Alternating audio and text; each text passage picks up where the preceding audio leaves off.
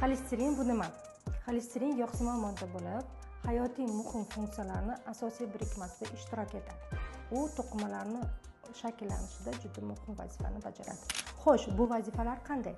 Birinchisi, bu qurilish materiali, ya'ni har bitta hujayrani paydo bo'lishida xolesterinning ishtiroki juda katta.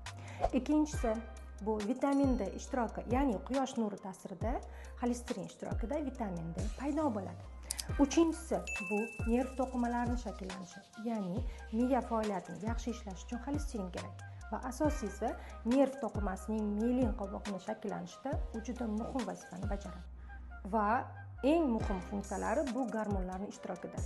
Hech qaysi gormon, estrogen, testosteron, kortizol xolesterinsiz paydo bo'lmaydi. Va eng muhimi bu hazm qilishda, ya'ni xolesterin o't ishlab chiqarishda, o't pigmentlarining ishtirokida u modda almashinuviga o'z hissasini qo'shadi.